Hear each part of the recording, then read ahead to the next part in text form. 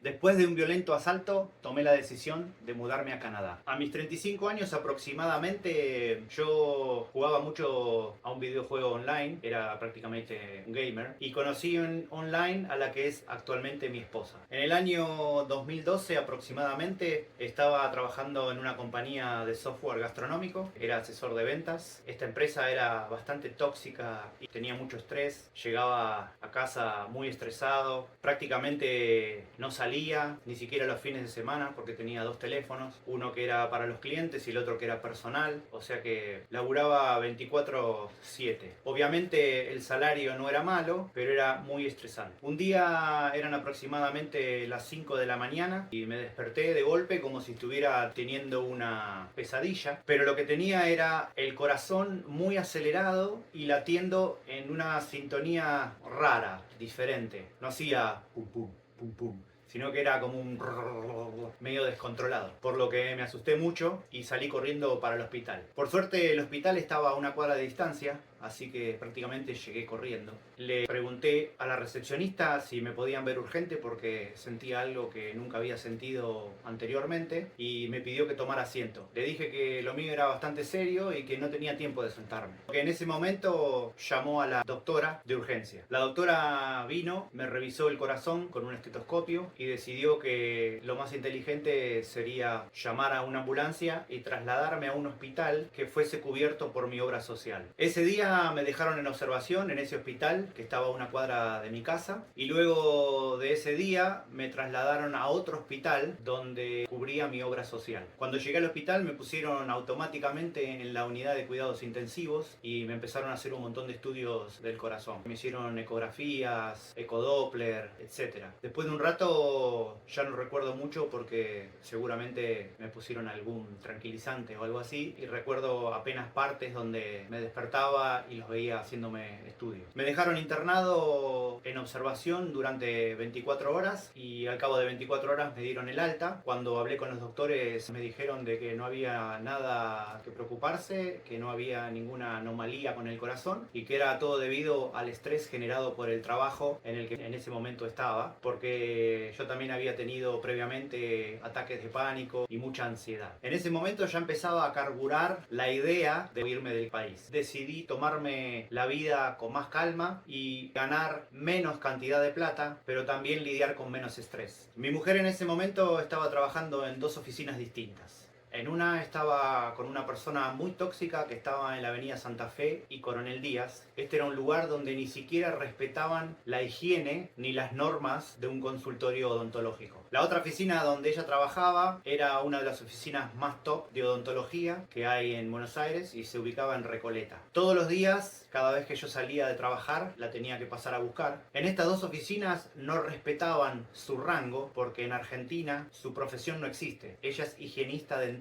Y en Argentina, los odontólogos, para no pagar un salario extra, hacen una limpieza muy básica y que deja mucho que desear porque no existen los higienistas dentales. Al no existir los higienistas dentales, porque los doctores hacen la mayoría del trabajo, el cual no están entrenados para hacer, a mi mujer la tenían en un puesto como asistente dental, para poder pagarle menos y encima en negro. A mí esa situación me repugnaba. Como dije anteriormente, la oficina donde yo trabajaba estaba ubicada en Once, pero yo visitaba clientes todo el tiempo alrededor de Capital Federal y Gran Buenos Aires, por lo que cada vez que terminaba de trabajar tenía que pasar a buscar a mi mujer por Recoleta, andaba en una moto yo en ese momento, y desde ahí nos íbamos a nuestro departamento que quedaba en Villa Porredón. Estábamos viviendo un momento muy duro y carente de diversión. Aproximadamente 6 meses después tuve que ir a ver a un cliente que estaba ubicado en un barrio privado en Pilar. Preparé todos los insumos necesarios para esta reunión. Normalmente yo llevaba una notebook con el sistema que yo comercializaba en ese momento, una tablet, mi teléfono celular personal y bueno, iba en mi moto. Llegué al lugar, tuvimos la reunión con este empresario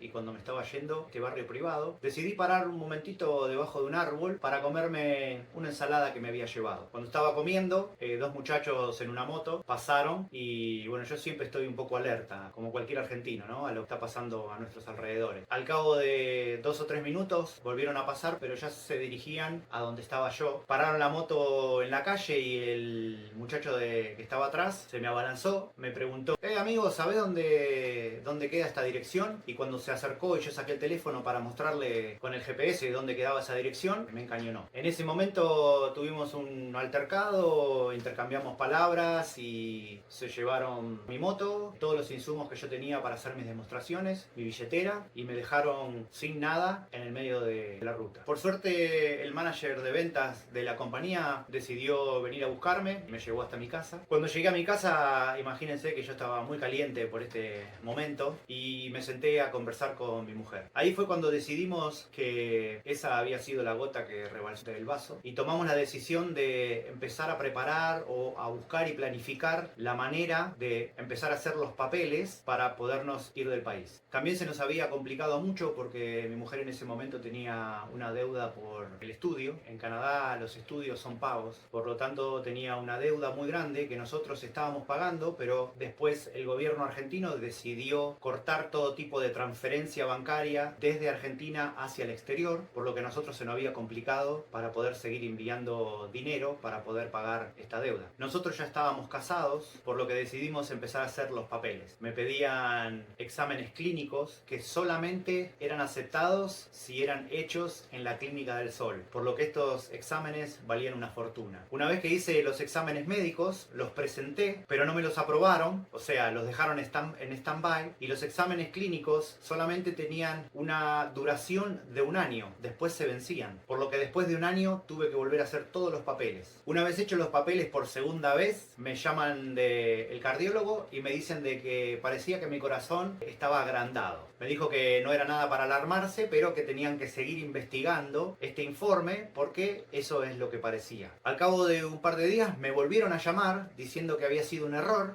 de que no había ningún tipo de anomalía en mi corazón ni que el corazón estaba agrandado y demás. Me pidieron disculpas, por lo que tuve que continuar el proceso con los demás papeles. La verdad que el proceso para que un argentino se vaya a vivir a Canadá no es nada fácil. Me citaron para una entrevista en la Embajada de Canadá y esto fue como si fuera un interrogatorio. Me sentaron en una habitación con un cristal muy grueso entre medio mío y de la persona que me entrevistaba, era una mujer. Me pidió historiales de todo el chat que yo había tenido con mi mujer, desde que la conocí hasta el momento, cartas, etcétera. Todo lo que nos relacionara, porque tenían dudas de que lo nuestro fuera real y no un arreglo para que yo pudiera procesar la residencia permanente. También me hicieron muchísimas preguntas acerca de mi casamiento anterior, por qué me había divorciado y demás. O sea que fue prácticamente un interrogatorio por el que no me gustaría pasar nuevamente. Tuvimos que pagar aproximadamente $1000 para poder hacer los papeles, sin contar los estudios médicos y todas las fotos que me hicieron sacar. También me solicitaron un certificado de antecedentes penales, el cual tuve que ir personalmente a Tucumán y me dieron la noticia de que la causa por la cual había estado guardado cuando estaba en el grupo Comanche hacía aproximadamente unos 10 años, todavía no había sido borrada de Tucumán. Tucumán, esto es en el centro de Buenos Aires, sino que la causa estaba todavía en azul y no había sido transferida. O sea que tenía que viajar a azul a conseguir todos estos papeles,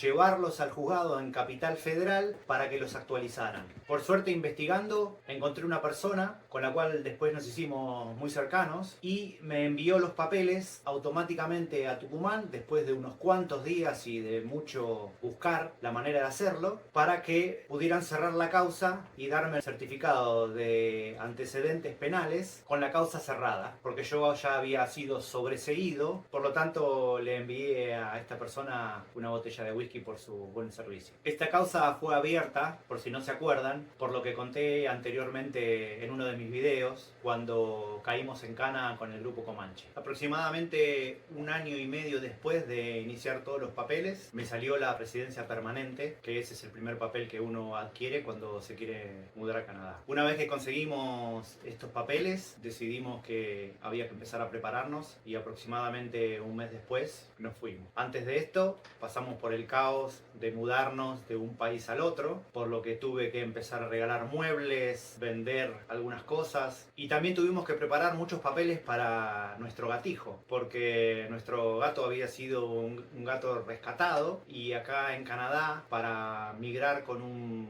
animal, es necesario una serie de papeles que en Argentina son de muy poco uso. Se llama pasaporte de salud, por lo que tuvimos que darle muchas vacunas que normalmente no se dan en Argentina, pero que son necesarias para los animales cuando viven en este país. Tuvimos la suerte de que en ese momento mi suegra nos regaló los pasajes, así que tomamos la decisión de partir. Al llegar a Canadá, mi suegra nos recibió, nos estaba esperando con una camioneta y desde ahí nosotros aterrizamos en Toronto, viajamos hasta Innisfil. Este es un lugar que queda aproximadamente unos 100 kilómetros de Toronto y muy cerca de Barrie. Así fue como empezamos nuestra vida en Canadá. Mi mujer, mi gatijo y yo. Si les gustó esta historia, denle en me gusta y compartan, y seguiré contando la cronología de mi llegada a Canadá.